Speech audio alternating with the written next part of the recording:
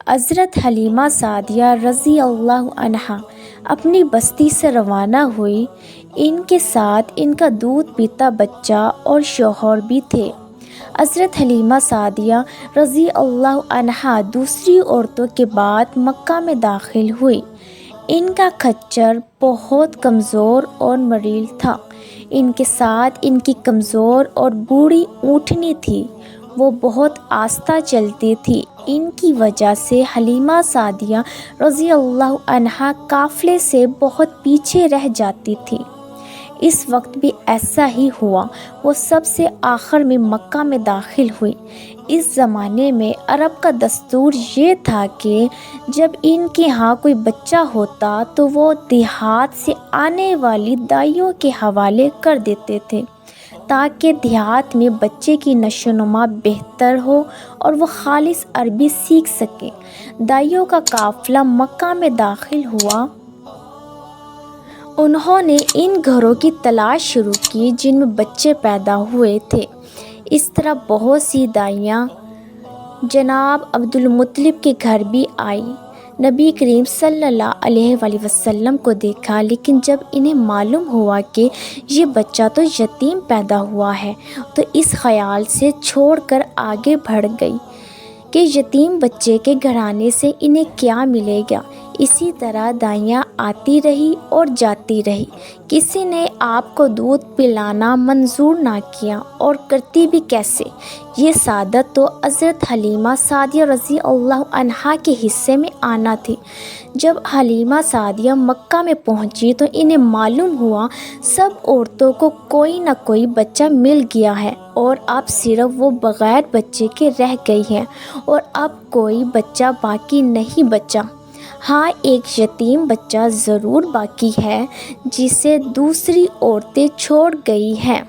حضرت حلیمہ سعدیہ رضی اللہ عنہا نے اپنے شوہر عبداللہ ابن حارث سے کہا، خدا کی قسم مجھے یہ بات بہت ناگوارا گزر رہی ہے کہ میں بچے کے بغیر جاؤں، دوسری سب عورتیں بچے لے کر جائیں، یہ مجھے طعنہ دے گی۔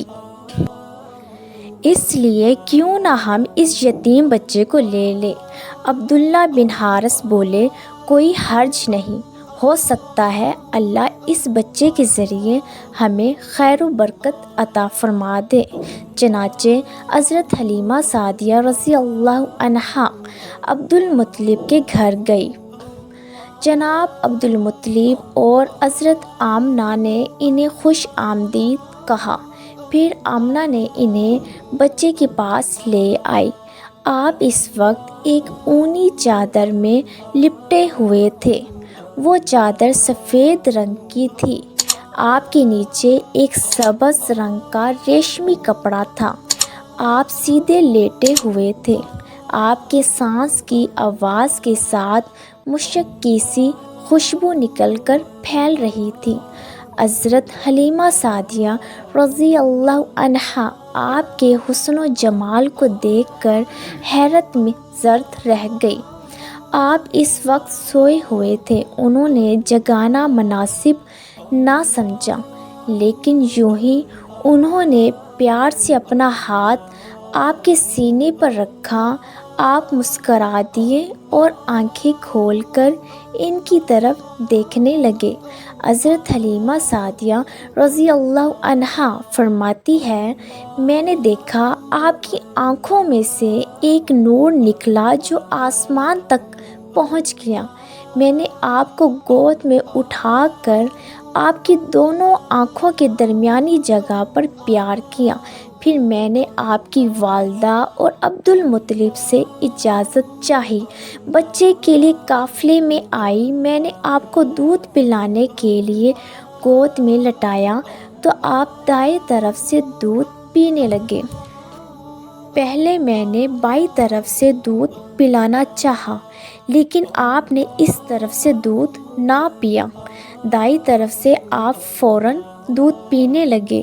بعد میں بھی آپ کی یہی عادت رہی، آپ صرف دائیں طرف سے دودھ پیتے رہے۔ بائیں طرف سے میرا بچہ دودھ پیتا رہا۔ پھر قافلہ روانہ ہوا۔ حضرت حلیمہ سعدیہ رضی اللہ عنہا فرماتی ہے، میں اپنے کھچر پہ سوار ہوئی، آپ کو ساتھ لے لیا۔ اب جو ہمارا کھچر چلا تو اس قدر تیز چلا کہ اس نے پورے قافلے کی سواریوں کے پیچھے چھوڑ دیا۔ پہلے وہ مریل ہونے کی بنا پر سب سے پیچھے رہتا تھا۔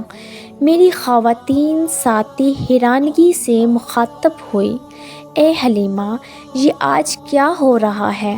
تمہارا کھچر اس قدر تیز کیسے چل رہا ہے؟ کیا یہ وہی کھچر ہے جس پر تم آئی تھی اور جس کے لیے ایک ایک قدم اٹھانا مشکل تھا؟ جواب میں نے ان سے کہا، بے شک یہ وہی کھچر ہے، اللہ کی قسم اس کا معاملہ عجیب ہے۔ پھر یہ لوگ بنو سعد کی بستی پہنچ گئے۔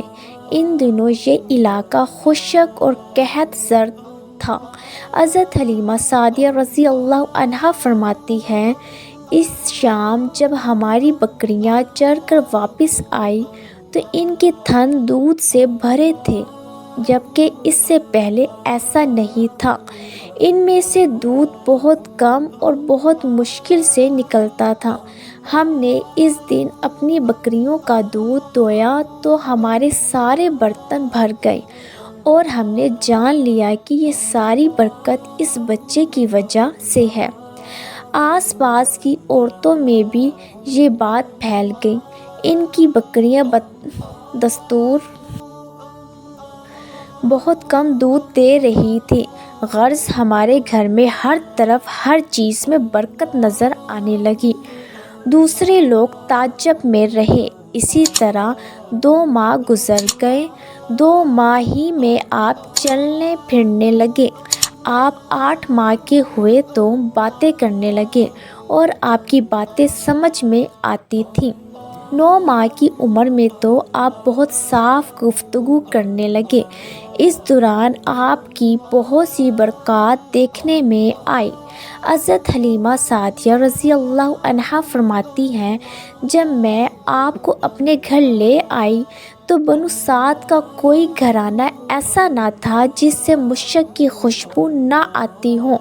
اسی طرح سب لوگ آپ سے محبت کرنے لگے۔ جب ہم نے آپ کا دودھ چڑھایا تو آپ کی زبان مبارک سے یہ الفاظ نکلے، ترجمہ: اللہ تعالیٰ بہت بڑا ہے، اللہ تعالیٰ کے لیے بے حد تعریف ہے اور اس کے لیے صبح شام پاکی ہے۔